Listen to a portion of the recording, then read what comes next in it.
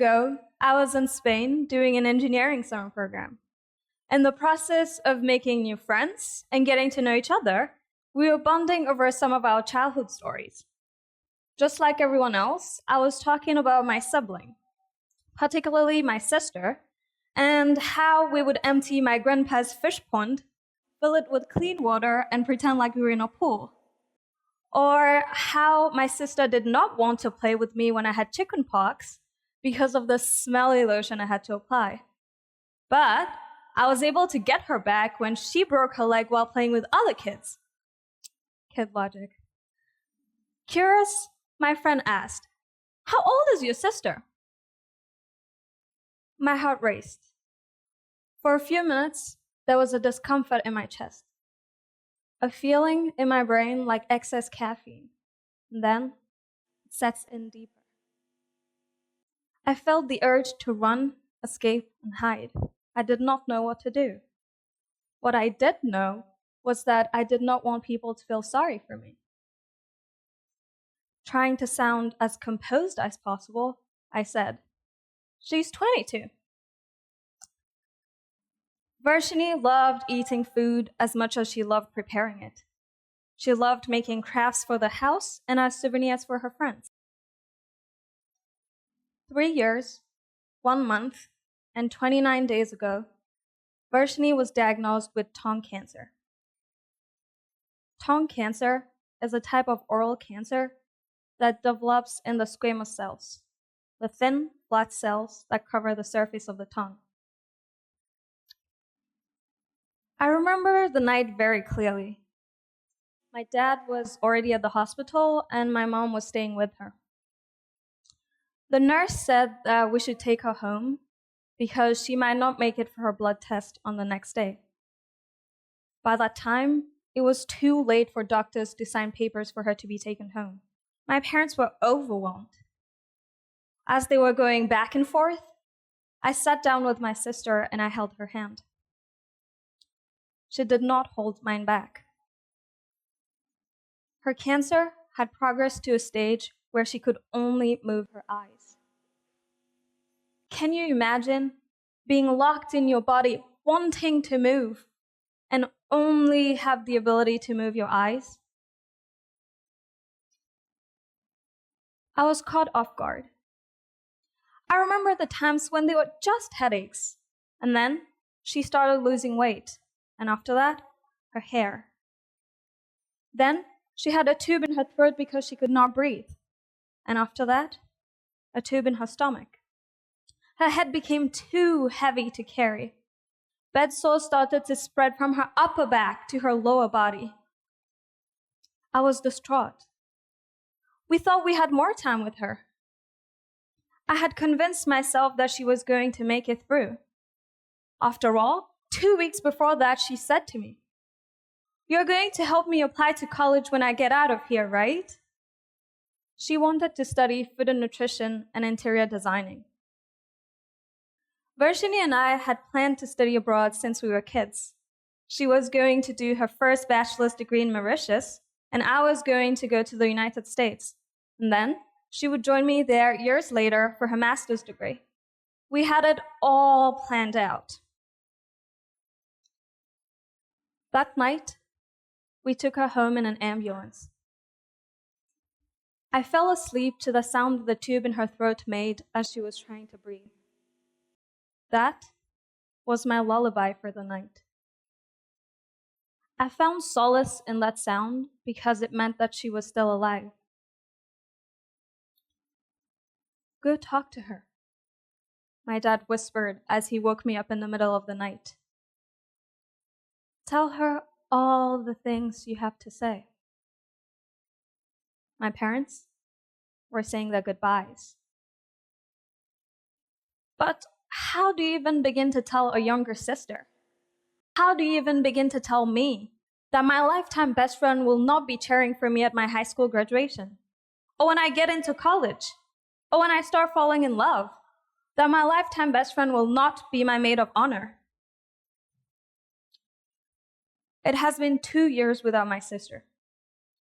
2 years that would have covered thousands of messages, hundreds of Skype calls, countless cups of tea. She loved tea. Hugs and kisses that have not been exchanged, and landmark events in my life, all missing from my 2015 memory log.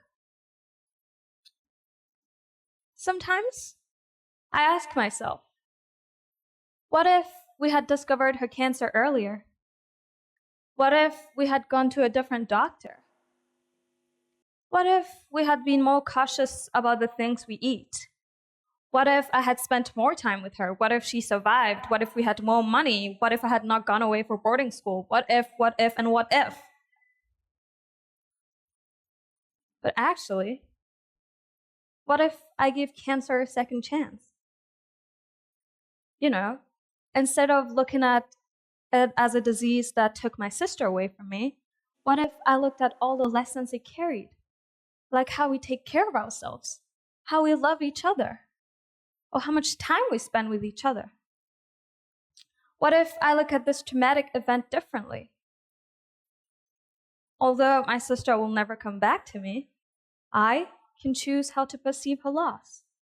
I can choose how to deal with traumatic experiences. You see, with death comes a lot of self-pity and a lot of questioning. People would look at their friends' lives and wonder, why do they have all the luck? They feel sorry for themselves. While it is okay to be sad when something bad happens, self-pity goes beyond that. We ask ourselves, what if? For many people, when they lose someone close, they go into depression, or they mourn for a long time, or they go into denial, unable to heal and move forward. But what if we could change our perspective? As a member of a community small or big as the community we're all part of as humankind, sometimes we experience trauma. And sometimes these traumatic events can be unpredictable, and they bring us to our knees. And so I say, let them. Take a step back. Let go of trying to change it, or even wanting it to be different. Let go of the hands of those in the circle of community you're in, so you can mourn, heal, and reflect. And then there's space. And in that space, feel your vulnerability, what matters most to you, your deepest intention. And be curious to connect to what and who is really here, awake, and alive. Then, step back into yourself, back into that circle, rejoin hands with others, because there's so much to experience and give back. So much more living to do. I decided I had to choose a different path. I chose to see my sister's death from a different lens. My sister's battle with cancer has been for me and my family a journey full of grief, pain, lessons learned, and blessings. From not agreeing with the doctor when he told her she only had a few months to live, to talking about going to college a few days before she passed, my sister has been a living example of hope. She started to have this beautiful perception of time. The goals of hope, or giving hope, to someone who's terminally ill need not involve disease remission or cure or even prolongation of life, but rather smaller, more focused objectives, such as spending time with her best friend while she's on the hospital bed, or being home for a few days, or simply a conversation with Dad. Thomas War writes, as active treatment fails, hope can take on another form. Hope is that the remaining days of life will be happy ones, that tasks at the end of life will be addressed, relationships mended and finalized, and every moment treasured. I remember the time when doctors told us she didn't have much time left, and my dad had lost it in the hospital. He was inconsolable. She held his hand and said, "Just picture me eating a nice KFC burger." At the time, half of her tongue was a lump of dead cells, and she had a tube in her throat and in her stomach that she would have had to keep if she had survived. My sister's death has taught me how to live life to the best of my ability. Today, I want to share with you values that have helped me heal and move forward following the loss of my sister. Whether we like it or not, the time we have on Earth is limited. We need to make the most out of it today. We have to start appreciating the little things. And we need to be grateful for the little things and the big things. When doctors told us Varshini only had 10 days to live, we only then saw how precious and limited time was. 1 minute was not just 1 minute. For us, it was 60 seconds. It's funny how we often forget about decisions we make or even made around living in the moment, appreciating the little things, or to not take things for granted. We leave spaces like this and easily go back to being overworked, being too busy for the moments that really matter in the grand scheme of things. We go back to planning our entire lives, down to the retirement we hope to have by the age of 65, and all the things we'll do once we reach that age of supposed freedom and independence. In fact, we often become so busy trying to build a life that we forget how to live one.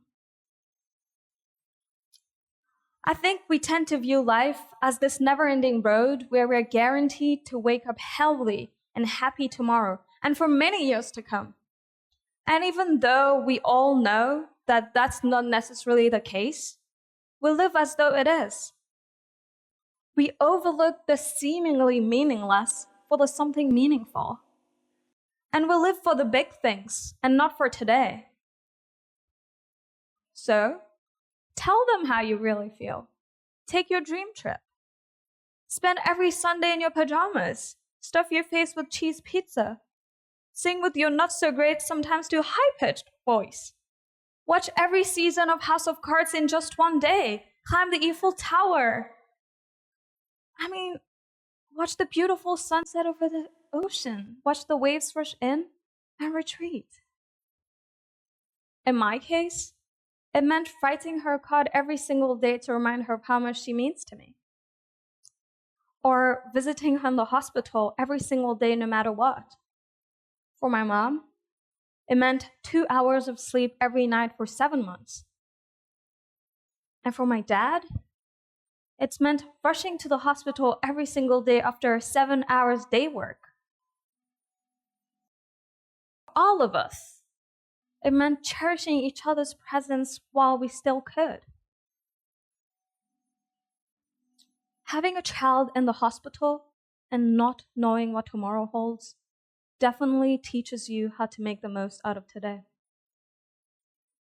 So my dear friends, peers, colleagues, members of this community we're all part of, let's not forget how to live and be present. Follow your heart completely. Do it while you're still here. Because remember, just when the caterpillar thought the world was over, it became a butterfly. Thank you.